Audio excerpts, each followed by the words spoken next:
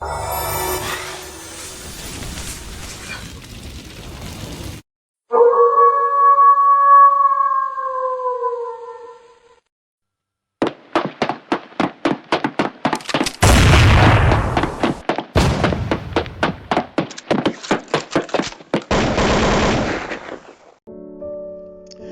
mes chers amis.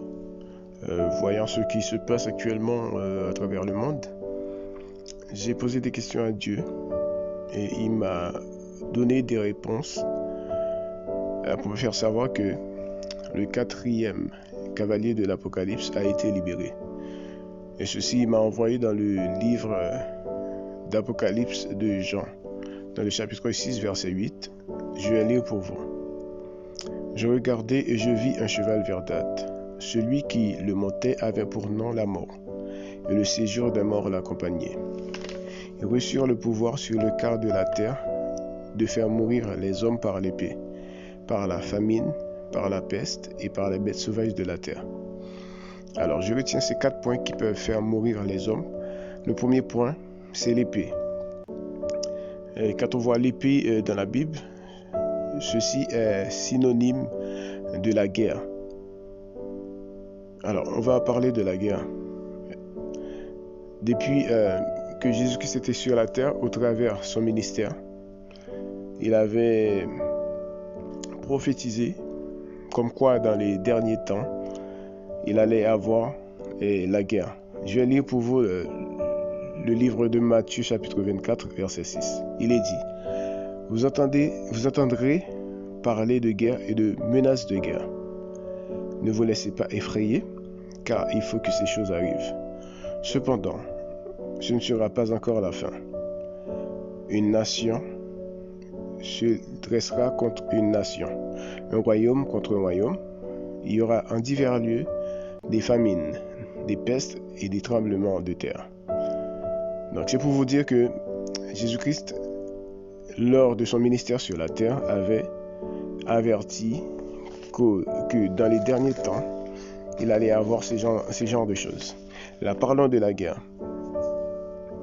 En fait, quand Jésus-Christ parle de guerre, c'est pas une simple guerre, parce que la guerre, ça existe depuis la nuit des temps. Mais Jésus-Christ parlait des guerres mondiales. On a eu une première guerre en 1914 qui a duré 4 ans. Et 25 ans après, on a une deuxième guerre en 1939 qui a duré 6 ans. En l'espace de 25 ans, on a eu 2 guerres mondiales. Ça, c'est énorme. Alors, maintenant, et en regardant, en observant les conjonctures actuelles, il est inévitable pour qu'en 2022, soit 83 ans après la Deuxième Guerre mondiale, qu'il y ait une Troisième Guerre mondiale. Parce que la crise ukrainienne, c'est la crise qui va déboucher à la Troisième Guerre mondiale, selon les révélations de Dieu. Si on fait un calcul de 1914 à 2022, ça fait 108 ans. En l'espace de 108 ans, il y a 3 guerres mondiales. Ça, c'est énorme. Alors, dans l'expression française, il dit il n'y a jamais 2 sans 3. Cela veut dire s'il y avait 2 guerres, il doit y avoir forcément une 3e guerre. Et ce sera la dernière. Parce que dans la Bible, le chiffre 3 représente la totalité ou l'accomplissement. Donc, s'il y avait 2 guerres, il faut forcément une 3e guerre. Et cette guerre, ce sera la dernière. Alors, mes chers amis, cette guerre que vous voyez là, entre la Russie et l'Ukraine, il ne faut pas sous-estimer, il ne faut pas la minimiser. Parce qu'à tout moment, ça va se déclencher en une guerre mondiale. Et ce qui fera la différence entre cette 3e guerre et les 2 autres premières guerres, c'est que au travers des 2 premières guerres, c'était plus la population les civils qui ont été touchés. Mais cette fois-ci, ce sera différent. Cette fois-ci, il y aura non seulement des victimes du côté civil, il y aura des victimes, bon, quand je dis civil, c'est plutôt du côté du peuple. Je parle des militaires aussi. Donc, il y aura aussi beaucoup de victimes, cette fois-ci, dans le milieu des hauts placés, comme des présidents, des ministres, des gens super influents. Il y aura beaucoup de victimes dans ce milieu-là. Il y aura des palais vont être détruits, etc. De grandes villes vont être entièrement bombardées. Donc cette troisième guerre ne sera pas une guerre simple. Cette guerre-là non plus ne va pas durer autant de temps que les deux précédentes, mais elle fera beaucoup plus de victimes que les deux guerres précédentes. Alors, ce que le Seigneur m'a chargé de vous faire savoir, c'est que je vous conseille de préparer une valise. Selon le Seigneur m'a chargé de vous dire à chacun d'entre vous de préparer une valise. Une valise, vous mettez des vêtements, brosses à dents, etc. Tout ce qui peut vous dépanner. Une valise de dépannage. Parce que du moment que la guerre éclate, à tout moment, on sera obligé de laisser notre maison. Parce qu'on vous demandera de laisser votre maison, parce que ce sera tellement dangereux. Surtout ceux qui sont proches de l'île de France. Donc, voilà. Et tout de suite, et après cette guerre, ou pendant cette guerre, il y aura une famine incroyable. Cette famine, Dieu m'avait chargé de vous l'annoncer depuis plusieurs mois de cela. Ça fera bientôt 1 an que je vous annonce cette famine qui va arriver. Et c'est évident cette fois-ci, la famine arrive. Donc, je vous conseille de mettre de côté des choses, de faire des stocks, un peu de stock. Comme ça pourra vous aider.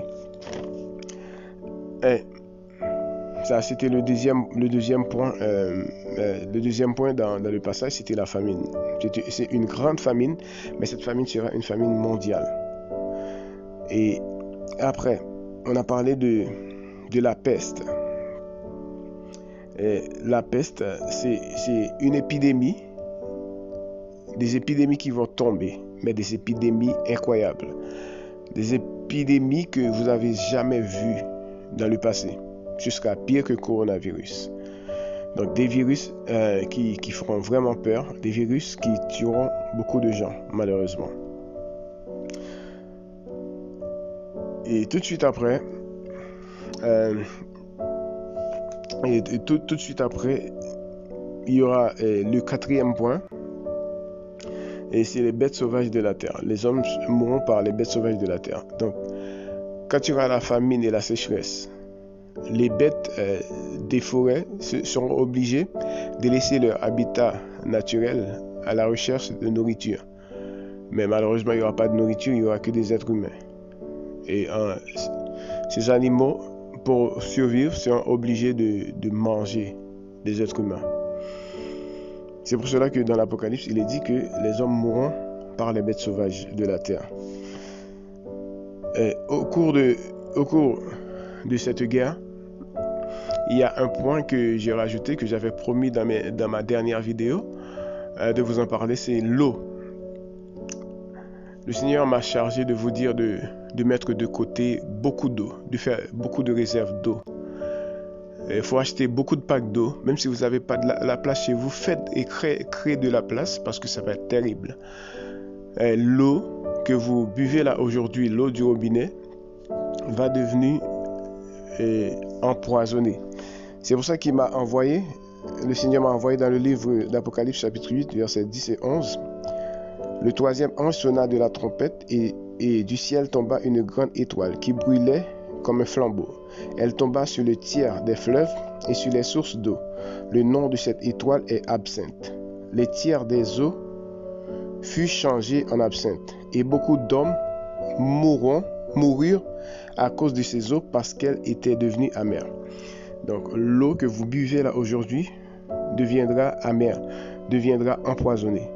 Donc c'est pour cela, si vous avez des récipients chez vous, de grands récipients, des barils, mettez de l'eau de côté parce que pendant un certain temps, on ne pourra pas boire l'eau du robinet. L'eau courante, on ne pourra pas les utiliser parce que ce sera empoisonné. Alors mes chers amis, le Seigneur m'a chargé de vous dire de rentrer en jeûne, de prier, car l'heure est à la prière.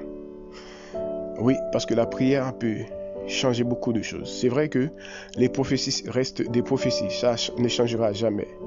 Mais la prière peut avoir beaucoup d'impact, même sur les prophéties. Alors, rentrez en prière. Cherchez la présence de Dieu et sachez bien que le retour de Christ est vraiment proche, plus que proche que jamais. Rien ne dit que cette année, le retour de Christ n'aura pas lieu.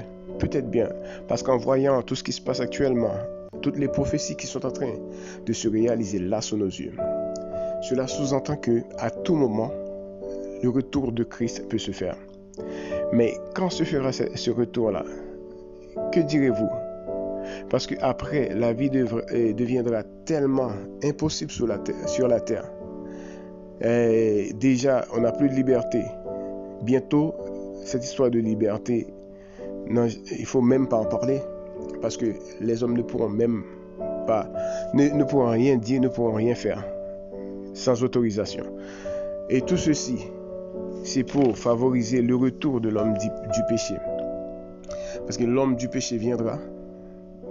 Et quand il viendra dans le chaos et la désolation. Parce qu'il doit ramener un soi-disant paix. Oui, il doit amener une paix temporaire. Parce que lui, c'est l'homme du péché. Et après un certain temps, il devra se montrer clairement qui il est. Parce que l'homme du péché, c'est l'antichrist. C'est ennemi de Jésus-Christ. Donc, mes chers amis, restez vigilants. Parce qu'à tout moment, viendra l'homme du péché. Et tout de suite après, le retour de Jésus-Christ se fera. Eh bien, je vous laisse dans la paix du Seigneur. Restez dans la prière.